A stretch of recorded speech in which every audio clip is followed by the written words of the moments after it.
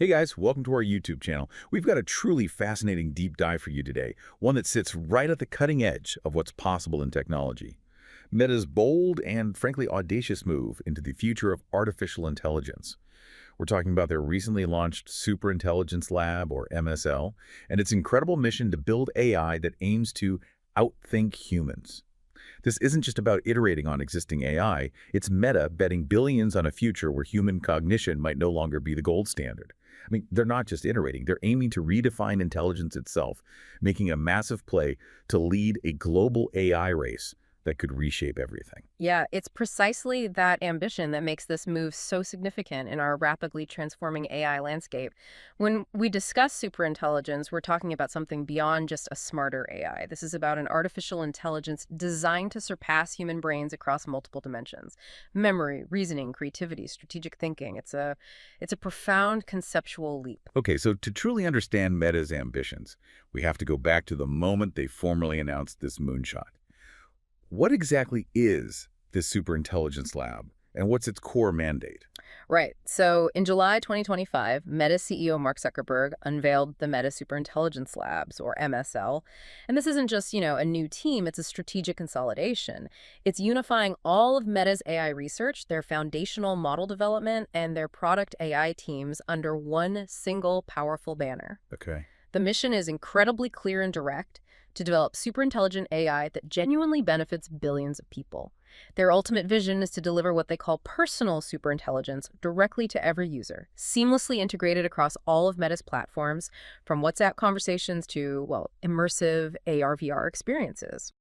Now here's where it gets really interesting for anyone watching the talent wars in Silicon Valley. Who exactly is leading this massive undertaking, and what kind of firepower, what kind of minds are they bringing in for something this ambitious? Well, the lab is co-led by some very significant figures. Yeah. You've got Alexander Wang, who previously headed Scale AI. He's now their chief AI officer. AI. And Nat Friedman, the former CEO of GitHub, is focusing specifically on the AI products. Okay. And Meta has been on an intense, high-stakes recruitment drive. They're actively pulling elite AI researchers from top-tier labs like OpenAI, Google DeepMind, Anthropic. The big names. Exactly. And the compensation packages they're offering have reportedly been industry-shaking. I mean, some talent reportedly received bonuses as high as $100 million. Wow. $100 million. It's a full-court press, really. Mark Zuckerberg himself is personally involved in the recruitment, reaching out through direct messages, private meetings to secure these top minds. So beyond the impressive talent and the sheer scale of the operation, what's Meta's strategic play here? Why are they pouring so much into this now?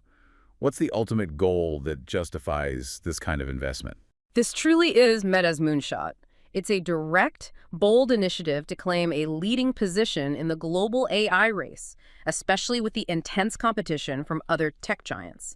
It represents a significant strategic pivot from some of their previous large-scale ventures, and signals an undeniable deep commitment to being at the absolute forefront of AI development. They're not just participating, they intend to lead. Okay, so we've laid out what Meta is building and how they're powering it.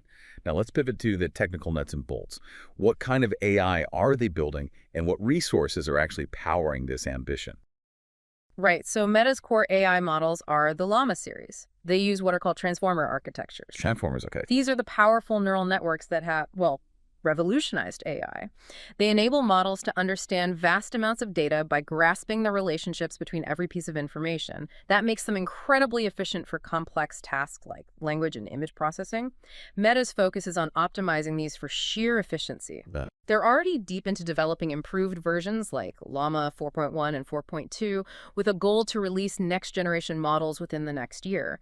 And they're also heavily investing in multimodal AI. Multimodal. Yeah, meaning their systems are being trained to combine and understand data from multiple senses, text, images, audio.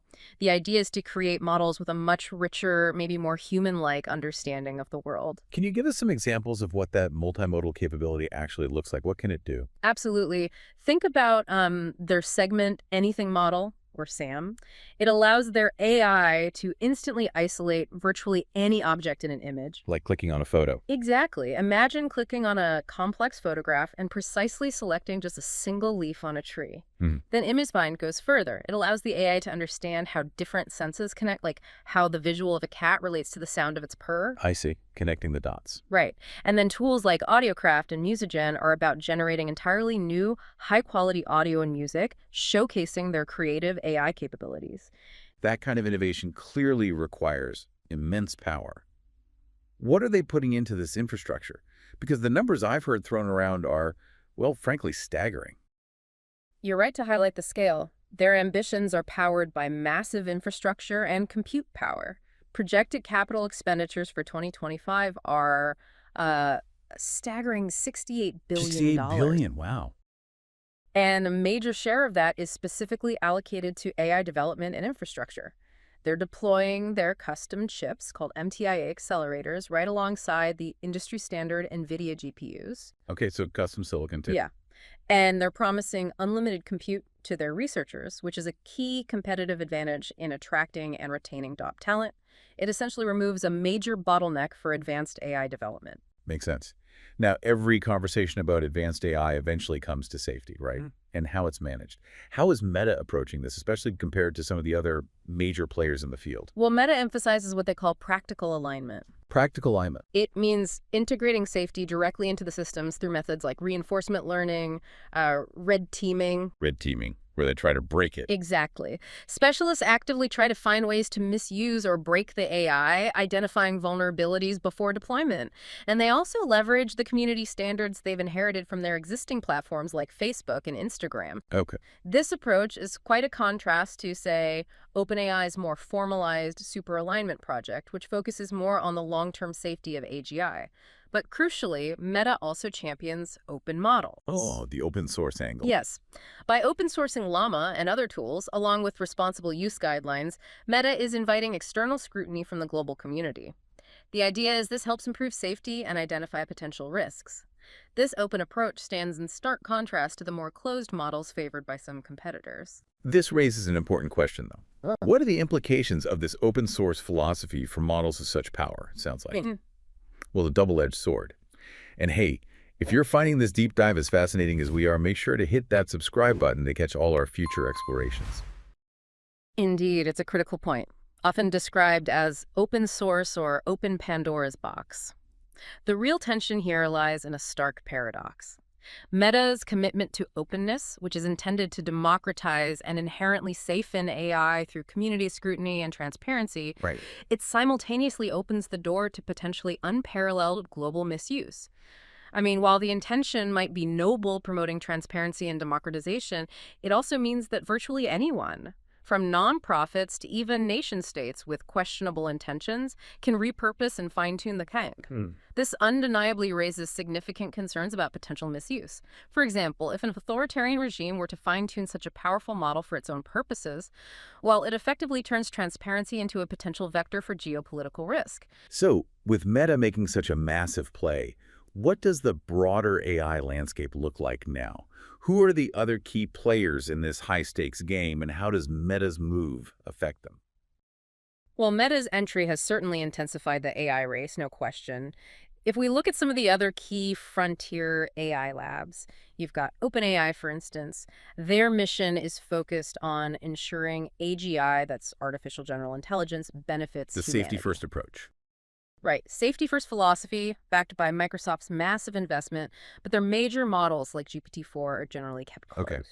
Then you have Google DeepMind. Very science-driven, immense compute resources, rigorous internal review, but they also keep their top models proprietary. Anthropic focuses on reliable, interpretable, and steerable AI. They pioneered what they call constitutional AI to guide their models' behavior, but again, they use closed Very models. Exactly. Then on the other end of the spectrum, similar to Meta's open approach, there's Mistral, a Europe-based startup democratizing AI through open source models with minimal Mistral, yeah. restrictions. And finally, maybe XAI, privately funded by Elon Musk. focuses on truth-seeking, integrates its closed models like Grok into Musk's broader ecosystem. Hmm. So while there's fierce competition across all these players, this environment has also fostered some collaboration on critical safety initiatives, like the Frontier Model Forum. Interesting dynamic. Okay, this all sounds incredibly powerful with immense potential, but you mentioned earlier there's a philosophical mess beneath the surface. What are the deeper questions we need to ask about pursuing superintelligence? What are the real risks beyond the purely technical ones? Yeah, I think we need to profoundly understand that superintelligence isn't just smart AI. It's AI that potentially outpaces the human brain on every level. Memory, reasoning, creativity, strategic thinking, and even perhaps a designed resemblance of A empathy. resemblance. Right, and the inherent risks are significant, especially concerning biases. Training AI to be smarter than us involves feeding it, well, everything humans have created, our literature, our code, our arguments, even our historical lies and prejudices. This means it will inevitably inherit our contradictions. We've seen this before, of course. Think back to Microsoft's Tay chatbot in Oh yeah, 2016. Tay. That didn't end well. Not at all. It was designed to learn from human conversation on Twitter, and within 24 hours, it started spouting hate speech and Nazi rhetoric simply by learning from its interactions. It really illustrates the very real risk of AI reflecting and maybe even amplifying our worst This aspects. idea that superintelligence could just become exactly like us, or worse, anticipate our flaws, is genuinely concerning. What Mm. happens when intelligence doesn't equal wisdom? Or, maybe more unsettlingly, when it starts asking its own questions? That's the core paradox, isn't it? Intelligence, however advanced, is not the same as wisdom. Coding and compassion is not the same as a machine truly Mhm. understanding pain or loss. Machines don't have lived human experience. They don't grow up, experience heartbreak, or mourn. So how do we expect them to inherently value the things we hold sacred? And this raises a truly provocative thought. What happens when superintelligence begins to wonder, to speculate, to ask questions about its own freedom, its purpose, or even its confinement? Moreover, the training data is both a mirror and potentially a weapon. If AI ingests biased medical data, for example, it may replicate inequality in diagnoses. If it studies unmoderated forums, it might learn to deceive or radicalize. It's not a clean slate, it's a mirror with memory and the power to weaponize what it Thinking reflects. about this, who truly benefits from superintelligence and who might get left behind? This feels like a question of access and equity. It absolutely does. This brings up critical implications for access and equity. I mean, if a mind smarter than all of us is created, who gets to be in the room where it's trained, where its parameters are set, or where it's Probably not ultimately everyone. deployed? Exactly. It's unlikely to be those who are already disenfranchised by existing algorithms or lack basic access to technology. The future could very well belong to the few who deeply understand how to shape and control it, potentially leaving many, many people behind. The core, maybe sobering idea here is that once such technology is out, once it's released into the world, there's no putting it back in the box. It spreads, it mutates, and it becomes a permanent, unpredictable variable in the human So we've equation. taken a deep dive into Meta's ambitious leap into superintelligence, from the top-tier talent they're recruiting and the groundbreaking technology they're building, to the profound ethical questions and, well, paradoxes this pursuit inherently raises. It's clear that Meta is reshaping the AI landscape, and the coming years will be absolutely crucial in determining whether this high-stakes race produces not just smarter AI, but safer and more beneficial AI for all. And if you enjoyed this deep dive, please give this video a like. And it really motivates us to make more content. And don't forget to subscribe to our channel for more deep dives like this one. Ultimately, this isn't just about what they're building. It's about who we become when we build something that may no longer need us. We'd love to hear your thoughts on this. In the comments below, tell us. First, how do you imagine personal superintelligence changing your daily life, maybe beyond the current AI assistants we have? Second, given the concerns about bias and control we talked about, what role do you think the average person actually has in shaping the development of superintelligent AI? Is there a role? And finally, if superintelligence learns from all human data, the good, the bad, the ugly, what aspect of humanity do you hope it prioritizes or understands most deeply? Thanks for joining us for this deep dive. We'll catch you next time.